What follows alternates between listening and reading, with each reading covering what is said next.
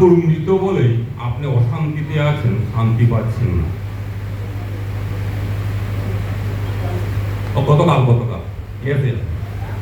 গতকাল তাই যারা যারা আমরা শ্রী ঠাকুরের দীক্ষা নিয়ে, আচার্যের সান্নিধ্য নিয়ে, তার উপরেও অভিন দাদার পরিচালনায় থেকেও যদি আমরা রূপ সুখ ব্যাধি ঝড়ায় আবৃত হয়ে থাকি, তাহলে ভাবতে হবে আমার জীবনে শ্রী ঠাকুর অনুকূল চন্দ্র মৃত হয়ে আছেন।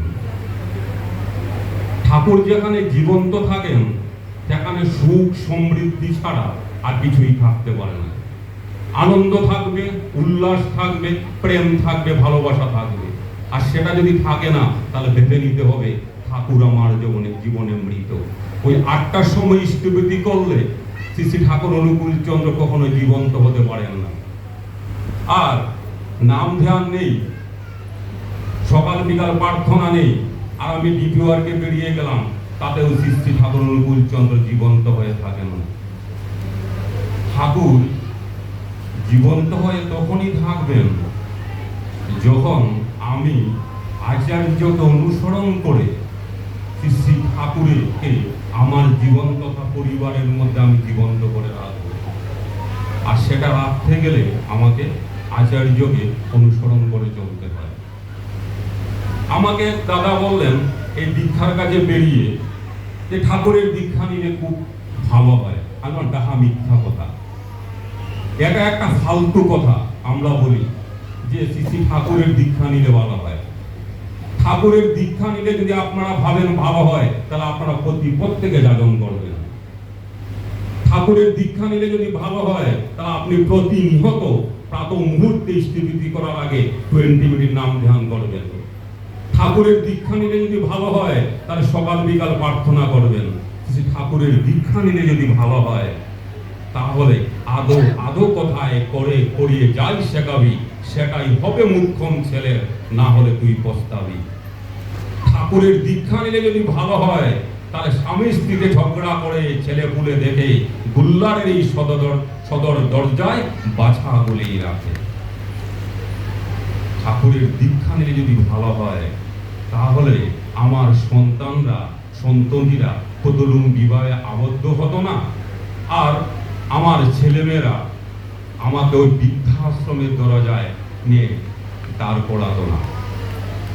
তাই এটা ডাহা মিথ্যা কথা। ঠাকুরের দীক্ষা নিলে তখনই ভালো হবে যখন আমি ঠাকুরের কথা মতো আচার্যকে অনুসরণ করে তিনি যা যা বলেন তাই করার চেষ্টা করব, তখনই ঠাকুরের দীক্ষা নিলে ভালো হয়।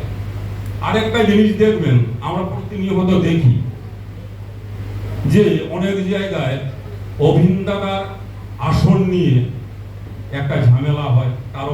কারো মত থাকে বসানো, কারো মত থাকে না।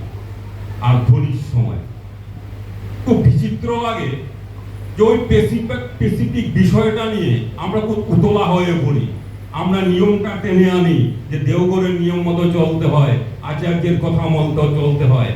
কিন্তু তার আগে আচার্যদেব যে বলেছিলেন যে প্রত্যেকটা সৎসঙ্গীকে বৎসরে 4টা দীক্ষা যাজন করে দিতে হয়, সেটা আমার অনুসরণের মধ্যে নেই, সেটা আমার চিন্তার মধ্যে নেই।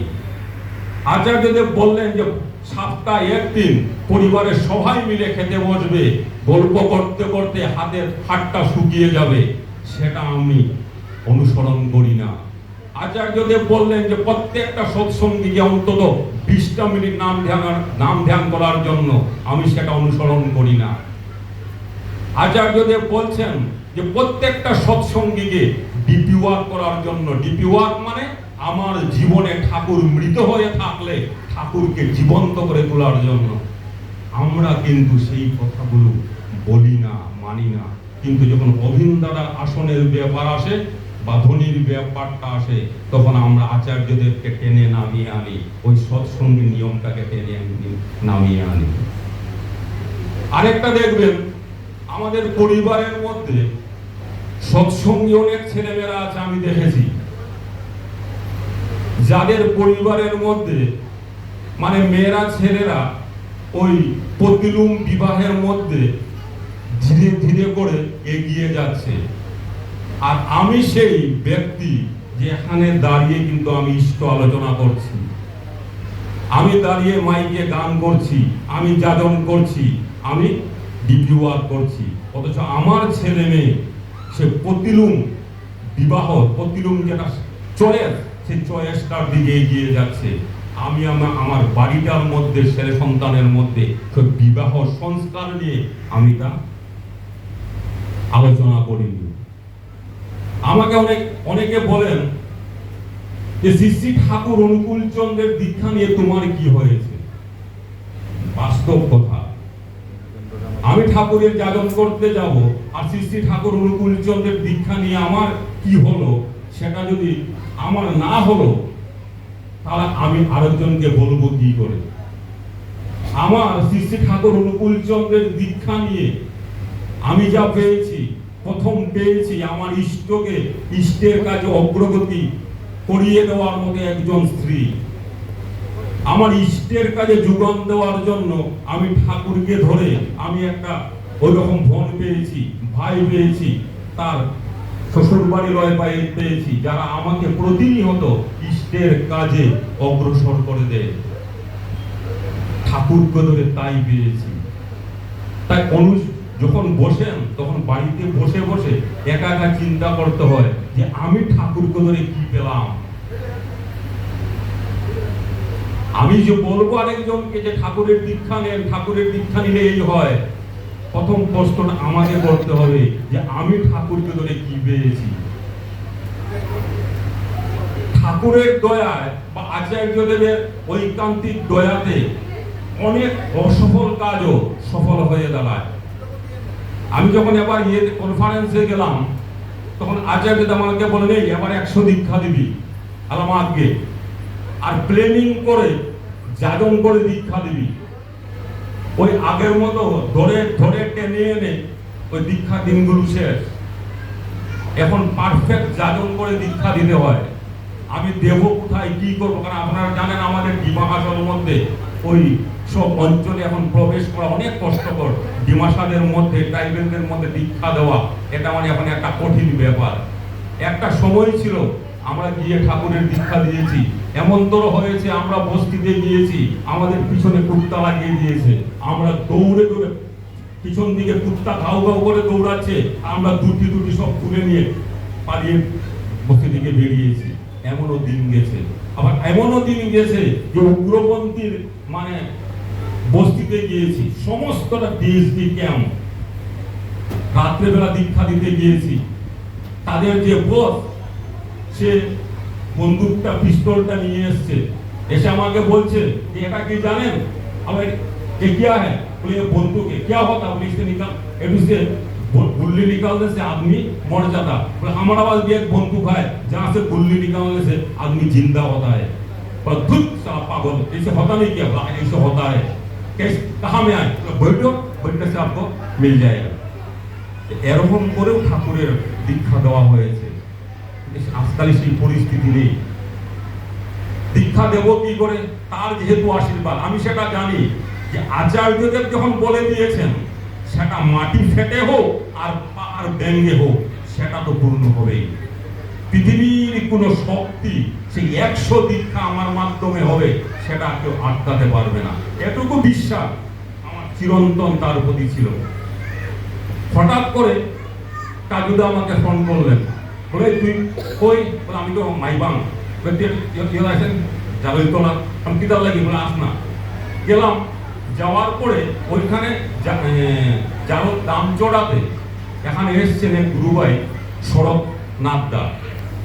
ওনার সাথে আমাকে পরিচয় করিয়ে দিলেন যে শরৎদা, নিঠুকে আপনি যখন আসবে তখন ওকে দীক্ষার কাজে সহযোগিতা করবেন। বিশ্বাস করুন সেটা আমার কল্পনার অতীত। শরৎদা ওই অঞ্চলে থাকেন, পুরো এক অঞ্চলটাই বাগান এরিয়া। যাওয়ার পরে উনি এবং তারপরেও দেখেন আমি যখন গেলাম আমাকে দীক্ষাকে মাধ্যম করে ওনার একটা টিম তৈরি হয়েছে, দীক্ষার টিম, যেটা আগে ছিল না। ওনারা অনেক সহযোগিতা করেছেন দীক্ষার কাজে। আমি তার আশীর্বাদে পূর্ণ করার জন্য হয়তো একটা স্টেপ বাকি আছে আমার, আমি জানি সেটা পূর্ণ হয়ে যাবে। তার ইচ্ছাতে সবই হয়, তিনি সব কিছু পারেন। আজকে আপনারা যারা আমার মেয়েকে দেখছেন, 3 বছরে সে চলছে, ওই মেয়েটা আমি পেয়েছি অভিন দাদার ঐকান্তিক দয়াতে। তিনি ওইভাবে করে আমার তুলে তুলে দিয়েছেন। আমি আমার স্ত্রী যে কোনো একটু বিষয় নিয়ে একটা মনে একটা দুঃখ ছিল, সেই দুঃখটা নিয়ে যখন ঠাকুর বাড়িতে যাই অভিনদাকে নিবেদন করব বলে, আমার স্ত্রী বলল ওই বিষয়টা অভিনদাকে একটু নিবেদন করো। যেতেই অভিনেতা হাত দিয়ে বললেন দাঁড়াতে। আমরা দুজন দাঁড়িয়ে থাকলাম, তিনি অন্যজনের সাথে কথা বলছেন। শেষ হওয়ার আমাকে ডাকলেন, বলেন কি বলেন? আমরা আগে ডিসেম্বরের 4 তারিখ আচার্যদেবের আশীর্বাদে ওর সাথে আমার বিবাহ হয়েছে। আমি ওকে প্রথম ঠাকুর বাড়ি নিয়ে এসেছি। তিনি বাহ খুব ভালো, হাতে এটা কি? আগে আপনার জন্য কিছু অর্ঘ নিয়ে এসছে। তিনি অর্ঘটা নিলেন, কপালে ঠেকিয়ে আমার স্ত্রীকে দিয়ে বললেন এটা আপনাকে দিলেন, আপনি খরচ করবেন। এই সুভাষিস ডাকলেন, কানাকানে কি বলে আমাকে বললেন মিঠুদা আমি সুভাষিসকে বলে দিয়েছি, আপনি শুনে নেন। আমার স্ত্রী যেতে খালি তুমি মারছে। অভিনদাকে বললেন না কেন? বলো না বলো না। আমি বলবো কি করে? আমার তো বলার সুযোগ তিনি দিলেন না। তিনি ওই কথা বলে আরো অন্যজনের সাথে কথা বলতে শুরু করলেন। সুভাষিস আমাকে বললো নিঠুদা অভিনদাদা বলেছেন বৌদিকে দুবেলা ইসবগুল খাওয়াতে। ইসবগুল কেন, কি জন্য, কি কারণে? মানে সেটা জানি না, তুমি অভিনদাদাকে খাওয়াবে, বৌদিকে খাওয়াবে। আমি ইসবগুল খাওয়ানো শুরু করলাম। যে বিষয়টা নিয়ে ডাক্তার চিন্তিত ছিল, প্রথম মাসে আমি শুভ খবরটা পেলাম। আজকে আমার মেয়ের 3 বছর বয়স, সেটা আমি অভিনদাদার ঐকান্তিক আশীর্বাদে পেয়েছি। যখন ওর জন্ম হয়েছে, জন্মের 1 মাস পরে আমি ঠাকুর বাড়িতে যাই। আমি অভিনদাকে গিয়ে বললাম আগে আপনার ঐকান্তিক দয়াতে আমার একটা মেয়ে হয়েছে। বলে আমি জানি আপনার মেয়ে হবে, ওই মেয়ের ফটোটা আমি ওই দিনই দেখে নিয়েছিলাম। তিনি সব পারেন। তিনি তখনই সব পারেন যখন আমি তাকে সব পারার জন্য সব অবস্থায় তার কাছে সমর্পণ হয়ে থাকবো, তখন তিনি সব পারেন। আর তিনি আবার কিছুই পারেন না যতদিন পর্যন্ত আমি না পারার জায়গায় থাকবো, ততদিন তিনি কিছুই পারেন না। তো আগেই বললাম না, ঠাকুরকে জীবনে মৃত করে রাখবেন না, ঠাকুরকে জীবনে জীবন্ত করে রাখেন। প্রত্যেকটি পথে, প্রত্যেকটি চিন্তায়, প্রত্যেকটি করার মধ্যে। আর সেটা জীবন্ত করে রাখতে গেলে আচার্যকে অনুসরণ করতে হবে। ঠাকুর বললেন না যে প্রশ্ন তোমার অস্তজা গ্রহক যুক্তি স্বরে, তোমার ইচ্ছাই গর্ব পালন মরণকে স্তব্ধ করে। এই প্রশ্ন না করে তাকে অনুসরণ করে চলেন, দেখবেন জীবন সুখের সমৃদ্ধশালী হয়ে উঠবে। আমার এই কথা আমি শেষ করছি। আমার কিন্তু কিছু নেই, না বাড়ি আছে, না গাড়ি আছে, না টাকা আছে, কিছুই নেই। শূন্য একটা মানুষ, কিন্তু তবু রাজার মতো আছে, একমাত্র ওই আচার্যদের মাথার উপরে থাকার জন্য। জয় গুরু। আপনারা সবাই ভালো থাকবেন।